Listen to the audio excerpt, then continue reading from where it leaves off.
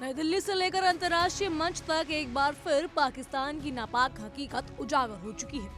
आतंकवाद से खुद को अलग दिखाने का नाटक करने वाला पाकिस्तान ऑपरेशन सिंदूर में भारत के हाथों करार शिकस्त के बाद अब खुलकर आतंकियों के साथ खड़ा नजर आ रहा है। जो बातें अब तक पर्दे के पीछे कही जाती थी, वो अब खुले मंच से घिद्दड़ भभकियों और जहरीले बयानों के रूप में सामने आ रही। पाकिस्तान की सेना, उसकी सियासत और आतंकवादी संगठनों के बीच खतरनाक सांठगांठ एक बार फिर दुनिया के सामने बेनकाब हो गई है।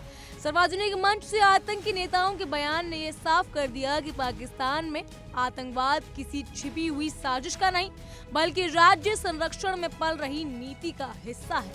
जी हाँ, ऑपरेशन सिंदूर के बाद बुरी तरह पिट चुकी पाकिस्तानी सैन्य नेतृत्व ने अब आतंकियों को आगे कर भारत के खिलाफ नई साजिश रचनी शुरू कर दी है।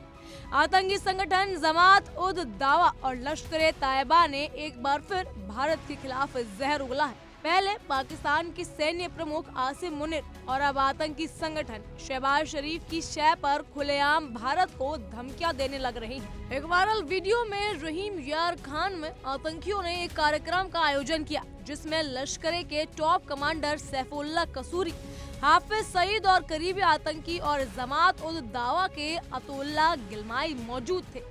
इस मंच ने न सिर्फ भारत के खिलाफ जहर उगला गया, बल्कि ये भी कबूल किया गया कि पाकिस्तानी सेना इन आतंकियों को खुले समर्थन दे रही है। ये स्वीकृति अपने आप में पाकिस्तान की सेना और सत्ता की असलियत बयां करने के लिए काफी है। जमात उद दावा के आतंकी अतउल्लाह ने खुले मन से कहा कि वो भारत का नक्शा बदल सकते हैं और इसके लिए पूरी तरह तैयार है।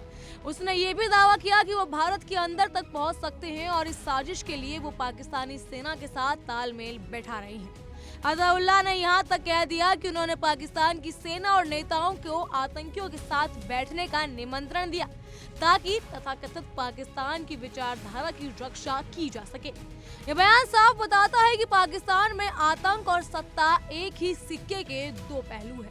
इतना ही नहीं, ऐसा आतंकी ने भारत और उसके खिलाफ खड़े लोगों को दुश्मन बताते हुए ये भी दावा किया कि तमाम साजिशों के बावजूद पाकिस्तान तरक्की कर रहा है। लेकिन हकीकत ये है कि पाकिस्तान ये तथाकथित तरक्की आतंक, नफरत और हिंसा की बुनियाद पर खड़ी है, जो खुद उसी देश को अंदर से खोखला कर रही है। लश्कर-ए-तैयबा के टॉप कमांडर सैफुल्लाह कसूरी के बयान ने तो पाकिस्तान की नीयत को और भी ज्यादा खतरनाक बना दिया। कसूरी ने खुलेआम पाकिस्तान की राजनीति में सक्रिय रूप से आने का ऐलान किया। उसने कहा कि वो राजनीति में आ रहा है और दुनिया उससे डरने वाली है। यही नहीं, उसने मदरसों को आतंक की फैक्ट्री बताते हुए कहा कि समाज को डॉक्टर और इंजीनियर नहीं, बल्कि मदरसों में ट्रेंड तालिबान जैसे लड़ाकों की जरूरत है, जो शरिया कानून लागू कर सके। ये बयान न सिर्फ कट्टरपंथी सोच को उजागर करता है, बल्कि पाकिस्तान के भविष्य की भयावह तस्वीर भी पेश करता है।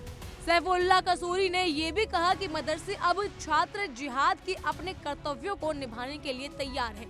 ये वही भाषा है, ये वही सोच है जिसने दशकों से दक्षिण एशिया को हिंसा, खून-खराबे और अस्थिरता की आग में झोंक रखा था, और अब ये सभी सोच पाकिस्तान की राजनीति का हिस्सा बनने के लिए तैयार है, वो भी सेना के संरक्षण में।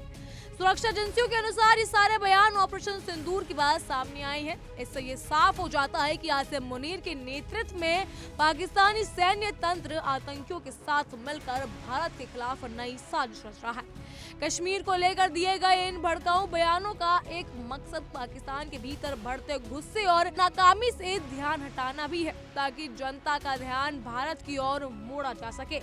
बहरहाल, इन सब पर आपकी क्या राय है, हमें कमेंट सेक्शन के जरिए जरूर बताइएगा। फिलहाल के लिए इतना ही। तमाम खबरों के लिए फॉलो कीजिए इंडिया डेली को।